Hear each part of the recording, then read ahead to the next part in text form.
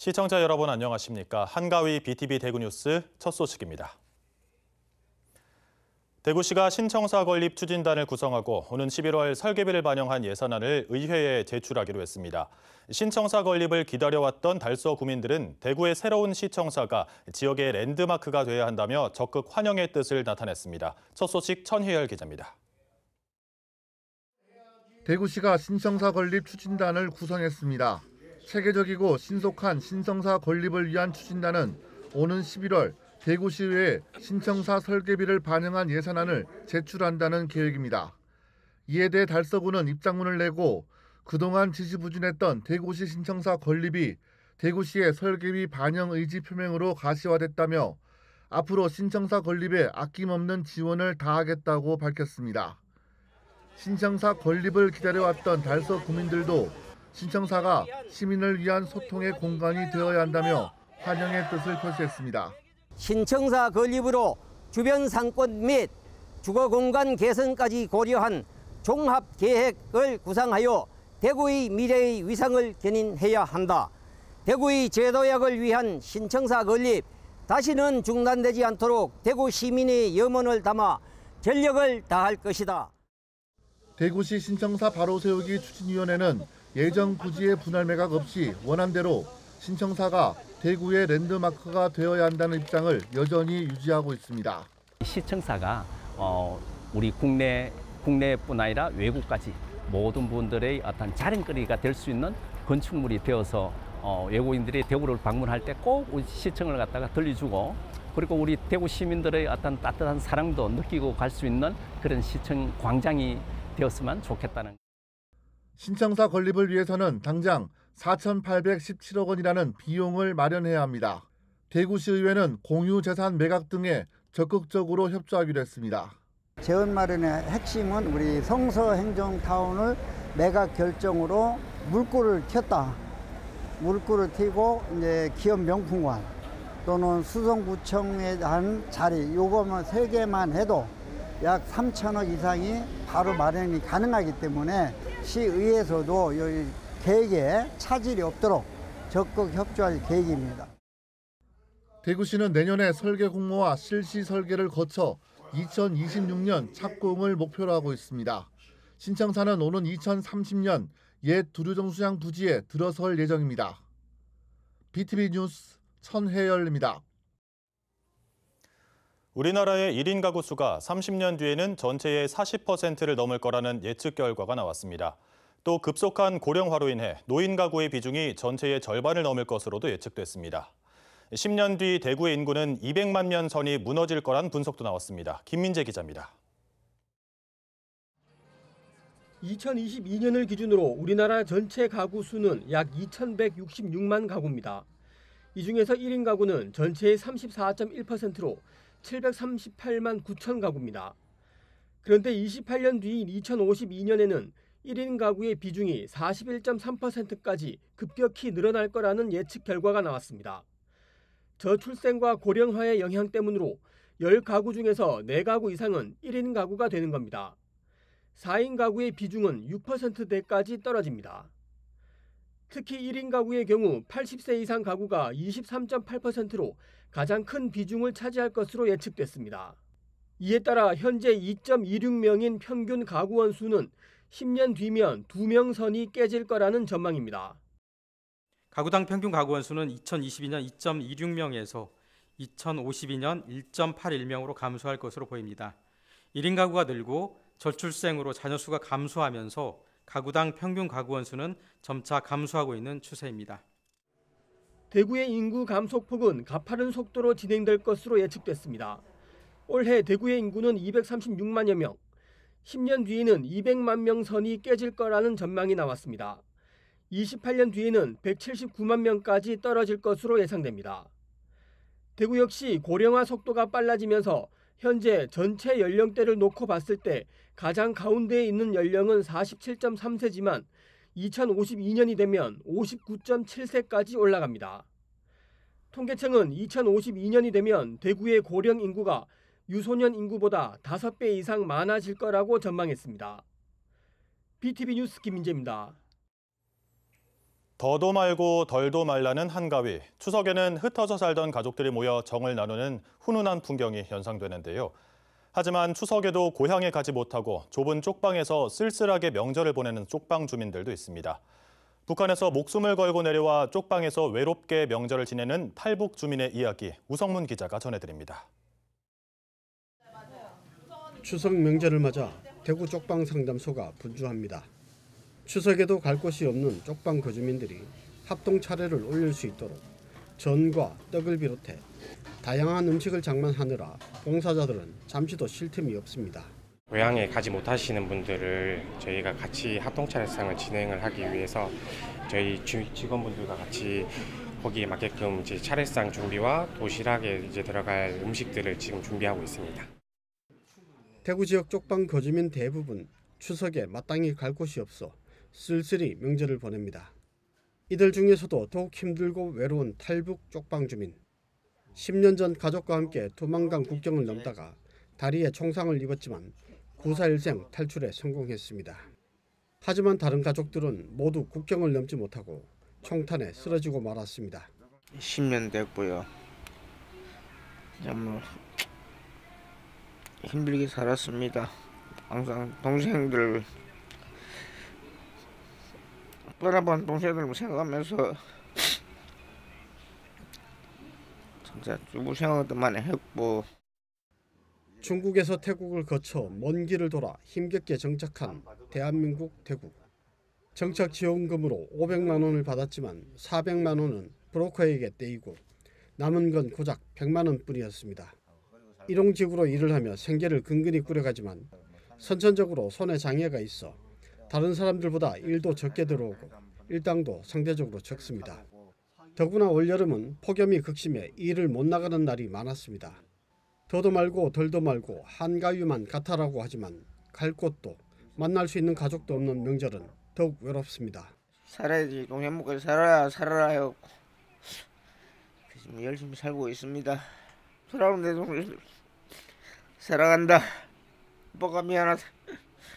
오빠가 열심히 살게. 고단하고 쓸쓸한 쪽방 생활. 하지만 굶주림과 싸우며 최소한의 인권도 보장받지 못했던 북한이 아니라 대한민국에서 살고 있는 이 순간이 행복하다고 말합니다. 사람이 사는 게 아니고 세상을 바꿔야 된다. 사람이 굶어 죽고 얼어 죽고 그런 세상 좀 없었으면 좋겠습니다. 부탁합니다. BTV 뉴스 우성문입니다.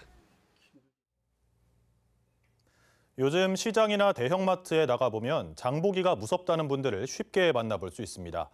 여름 내내 극심한 폭염이 이어지면서 특히 채소와 수산물 가격이 폭등했는데요. 고물가로 인해 비용 부담이 커지자 차례 지내기를 포기하는 가정이 늘고 있습니다. 이재호 기자의 보도입니다. 한국농수산식품유통공사는 올 추석 차례상 비용을 20만 4,900여 원으로 추산했습니다. 지난해보다 1.6% 오르면서 예년보단 상승폭이 작다는 분석입니다. 하지만 장을 보러 나온 시민들의 체감은 영 달랐습니다. 여름 내내 이어진 극심한 폭염의 여파로 특히 채소와 수산물 가격이 폭등했기 때문입니다. 장 볼 때도 그렇고 야채나 고기도 많이 오른 게 느껴지고 추석 아니어도 애기 이유식만 만들어도 비싼 게 느껴져서 좀 부담스러울 때가 많아요. 매년 6% 가까이씩 식료품 물가가 오르자 아예 차례 지내기를 포기하는 가정도 늘고 있습니다. 화성시 봉담읍에 살고 있는 심재호 씨 가족. 전통 예복을 입고 차례를 지낼 정도로 풍습을 엄격히 지켜온 집안이었지만 이번 추석부턴 차례를 지내지 않기로 결정했습니다. 앞으로는 선산에 찾아가 조상을 추모하는 것으로 차례를 대신할 계획입니다.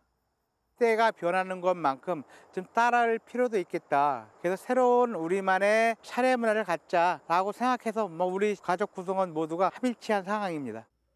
집에서 차례를 지내는 가정은 줄어드는 대신 사찰에서 열리는 합동 차례엔 참가자 수가 매년 급증하고 있습니다.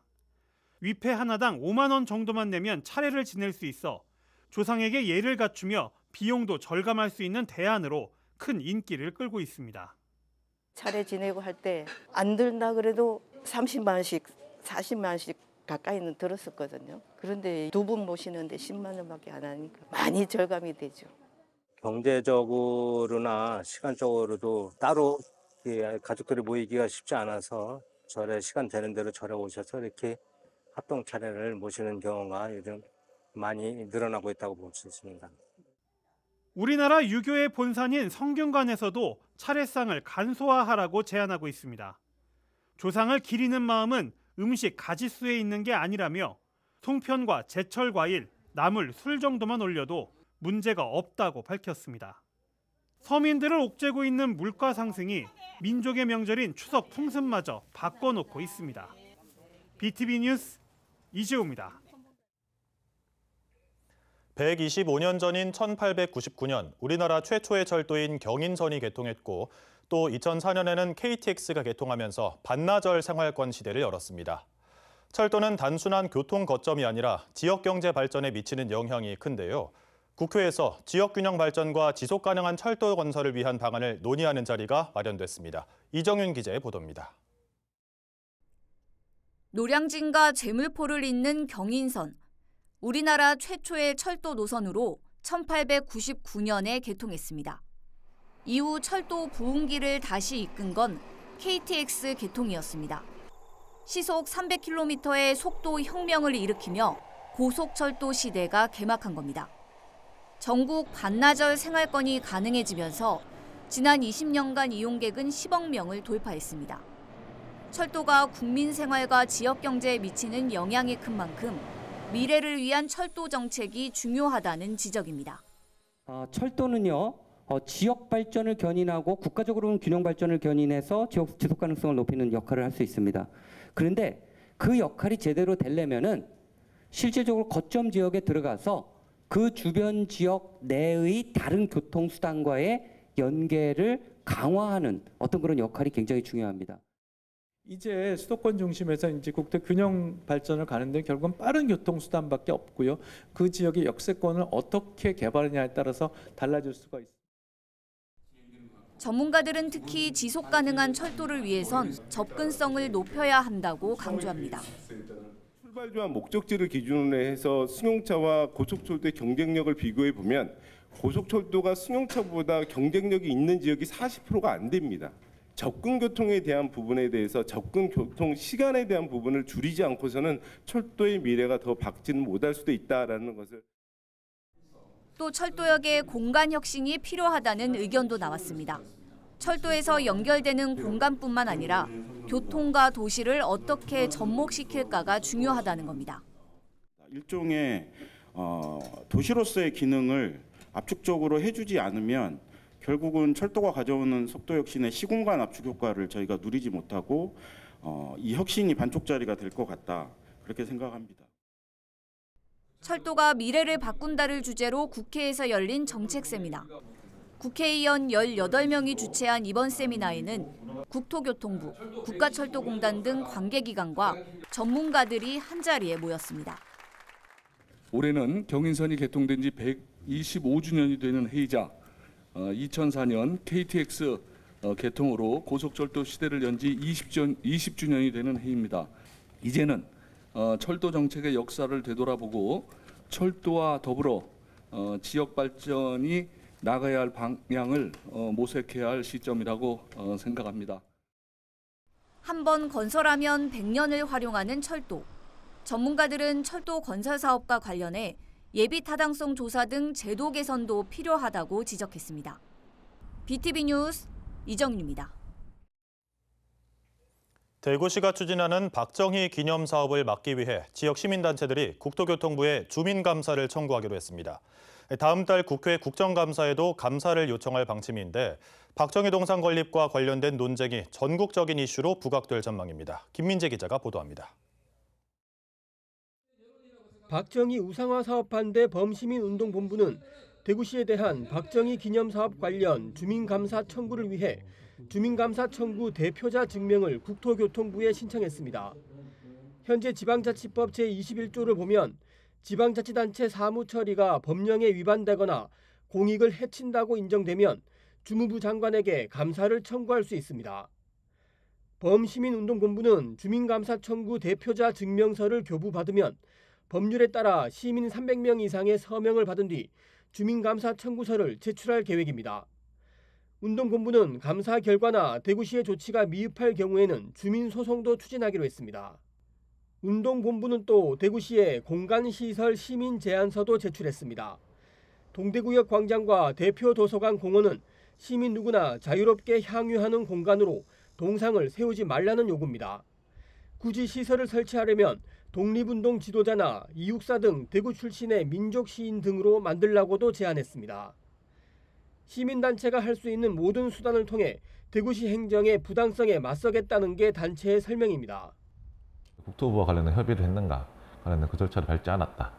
사실은 국토부가 사실은 약간 방관하고 있는 거지 않습니까? 국토부가 사실은 자기 관할에 있어서 어떤 행정행위가 일어나고 있음에도 불구하고 아무런 조치를 취하지 않기 때문에 조치에 나서라 정도 촉구를 하는 거에 가깝고, 그리고 실질적으로 이러한 행위들이 지금 계속 문제되는 게 여러 가지 절차적인 문제로 속도전으로 이루어지고 있잖아요. 이런 속도전에서 한번 브레이크를 한번 밟아본다. 하지만 대구시의 추진 의지는 확고합니다. 시는 올해 안에 동대구역 광장에 동상을 세우고 내년에 대구 대표 도서관 준공에 맞춰 동상을 추가로 세운다는 뜻을 분명히 했습니다. 현재 동상 제작을 맡을 작가도 선정 완료한 상태입니다. 시민단체는 다음 달 국토부에 대한 국회 국정감사에서도 감사를 요청할 계획입니다. 민주당도 국정감사에서 박정희 동상과 관련된 문제를 집중 제기할 계획이어서 이 논란은 전국적인 이슈로 부각될 전망입니다. BTV 뉴스 김민재입니다. 달서 별빛 천체 전문과학관 건립에 청신호가 켜졌습니다. 그동안 예산 부족으로 사업에 어려움을 겪었는데 이번에 예산을 지원받을 수 있는 법적 근거가 마련됐습니다. 천혜열 기자가 전해드립니다. 국회 과학방송통신기술위원회가 지난 9일 전체 회의를 열고 과학관 설립과 운영, 육성에 관한 법률 개정안을 통과시켰습니다. 달서구병 권영진 국회의원이 개정안을 대표 발의한 지 2달 만입니다. 개정안은 지방자치단체가 과학관을 설립하고 운영할 때 정부나 교육청 예산을 지원받을 수 있다는 법적 근거가 될 전망입니다. 예산 확보의 어려움으로 사업 추진에 애를 먹었던 달서 별빛 천체 전문 과학관 건립에 청신호가 켜진 겁니다. 우리 달서구 아이들 또 더 나아가서는 우리 대구 아이들을 위해서 우리 별빛 천체 과학관을 대구시나 달서구가 건립을 할 수 있고 거기에 국비뿐만 아니라 교육청 교육 예산까지도 설립 예산, 운영 예산이 지원될 수 있도록 하는 근거법을 만들었기 때문에 달서구는 지난 2021년부터 별빛 천체 전문과학관 건립을 추진해 왔습니다. 연면적 2,500제곱미터 규모의 과학관 건립을 위해 190억 원이라는 사업비가 필요했지만 달서구가 이를 온전히 감당할 수 없어서 사업은 지지부진하기만 했습니다. 정부와 교육청의 예산 지원이 절실했는데 이번 법 개정을 통해 예산 지원의 물꼬가 열릴 것으로 기대하고 있습니다. 도심 속 별빛 천체 전문 과학관은 단순 정보 제공을 넘어서 학교 교과가 연계한 차별화된 프로그램으로 청년들에게 또 청년들에게 가슴에 천체에 대한 꿈과 희망과 상상을 심었을 것으로 기대합니다. 달서 별빛 천체 전문 과학관은 정부의 추가 지원을 받아 내년 6월 착공을 목표로 하고 있습니다. 대구 중구와 서구, 남구, 달서구에는 92만 명의 인구가 살고 있지만 제대로 된 과학관 하나 없는 게 현실입니다. 이번에 건립 비용 지원에 관한 근거가 마련되면서 이곳 달서 별빛 캠프 내 별빛 천체 전문 과학관 건립에 속도가 붙을 것으로 전망됩니다. BTV 뉴스 천혜열입니다.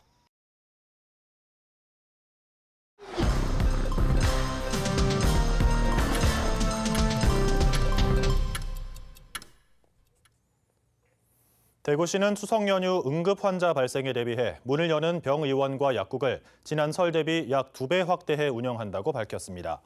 이에 따라 이번 추석 연휴 동안 3,580여 개의 병의원과 약국이 운영하고 대구시와 9개 구군 보건소에 의료 방역 상황반을 운영해 비상진료 체계를 가동합니다. 또 경북대병원과 칠곡 경북대병원, 계명대 동산병원, 영남대병원, 대구가톨릭대병원, 파티마병원 등 6개 병원 응급실의 연휴 기간 중 의료 인력 보강을 위한 인건비를 지원합니다. 고속도로 휴게소 내 음식 가격이 지난 5년 동안 크게 오른 것으로 조사됐습니다. 국회 국토교통위원회 민홍철 의원이 한국도로공사로부터 받은 자료를 보면 최근 5년 동안 6월 기준 매출 상위 10개 음식의 평균 판매 가격이 17.2% 상승한 것으로 나타났습니다. 돈가스류가 25.1%로 가장 많이 올랐고 우동류와 비빔밥류가 그 뒤를 이었습니다. 이외에도 호두과자 18%, 국밥 17.8%, 커피도 15.6%의 상승률을 기록했습니다.